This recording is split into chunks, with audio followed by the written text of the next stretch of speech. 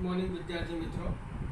આપણે last time ઉપર સમાંતર શ્રેણીના એનનું પદ કેવી રીતે શોધવું એના વિશે આપણે ચર્ચા પણ કરી, એના સૂત્રો પણ જોયા, એને અનુલક્ષીને દાખલા પણ જોયા. હવે પછીનો આપણો જે નવો જે ટૉપિક છે એ સમાંતર શ્રેણીના પ્રથમ n પદોનો સરવાળો કેવી રીતે શોધવો એના વિશે આપણે માહિતી મેળવીશું અને એને અનુલક્ષીને આપણે અહીંયા દાખલા પણ જોઈશું. અહીંયા તમે જોશો તો મેં હેડિંગ લગાવેલું છે કે સમાંતર શ્રેણીના પ્રથમ n પદોનો સરવાળો. અહીંયા આપણે ઘણા બધા સૂત્રોનો અભ્યાસ કરવાના છીએ અને આ તમામ સૂત્રો ઉપર આપણે દાખલા પણ કરવાના છીએ અને આ તમામ સૂત્રો તમારા માટે સૌથી મહત્ત્વના બની રહેશે. એટલે ખાસ ધ્યાન આપો કે આ સૂત્રો કઈ જગ્યાએ તમારે એપ્લાય કરવાના છે એ હું તમને અહીંયા સમજાવતો જઈશ.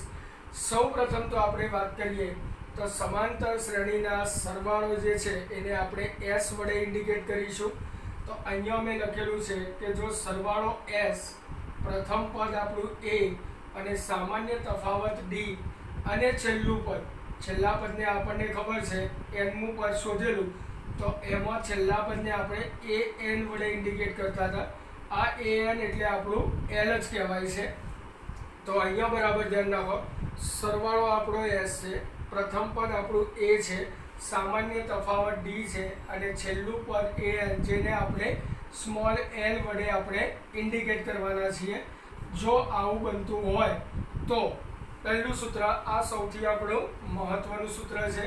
આ સૂત્ર ઉપર જે આપણે ખાસ દાખલા કરવાના હોય છે તો આ સૂત્ર છે Sn = n/2 કૌંસની અંદર 2a + n - 1 × D. આ સૂત્ર એ આપણું મહત્વનું મેઇન સૂત્ર છે.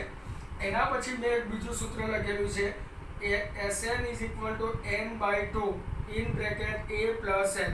આ સૂત્રનો આપણે ત્યારે ઉપયોગ કરીશું કે જ્યારે આપણા જોડે પ્રથમ પદ અને અંતિમ પદ આ બંને આપણા જોડે આપેલું હોય તો ડાયરેક્ટ આપણે એનું Sn શોધવા માટે આપણે આ સૂત્રનો ઉપયોગ કરતા હોઈએ છીએ. ત્યાર પછી એક સૂત્ર બીજું છે આપણા જોડે an = Sn - Sn - 1.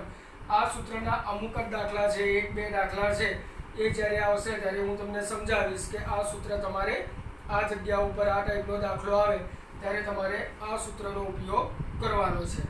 ત્યાર પછીના જે 3 સૂત્રો છે બરાબર ધ્યાન રાખજો. સૌપ્રથમ પ્રથમ n પ્રાકૃતિક સંખ્યાના સરવાળો શોધવાનું સૂત્ર. એટલે કે તમારા જોડે જે પ્રાકૃતિક સંખ્યાઓ છે 1, 2, 3, 4, 5, 6... એનો જો તમારે સરવાળો શોધવો હોય તો એના માટેનું સૂત્ર બને છે Sn = n + 1 અને /2. ત્યાર પછી તમે જોશો તો પ્રથમ n એકી પ્રાકૃતિક સંખ્યાનો સરવાળો શોધવાનું સૂત્ર. પ્રાકૃતિક સંખ્યા તો ખરી, પરંતુ એ પ્રાકૃતિક સંખ્યા આપણી જો એકી સંખ્યા હોય તો એકી સંખ્યાના પ્રાકૃતિક સંખ્યાનો સરવાળો શોધવાનું સૂત્ર બને છે Sn = n/2.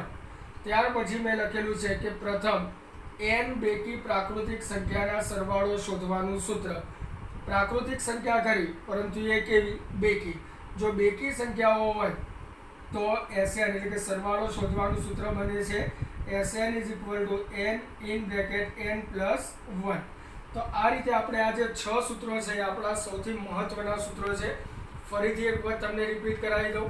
સરવાળાને આપણે S વડે ઇન્ડિકેટ કરીશું, પ્રથમ પદ A, સામાન્ય તફાવત D અને છેલ્લું પદ જે છે એને તમે an અને l બંને વડે ઇન્ડિકેટ કરી શકીએ છીએ આપણે.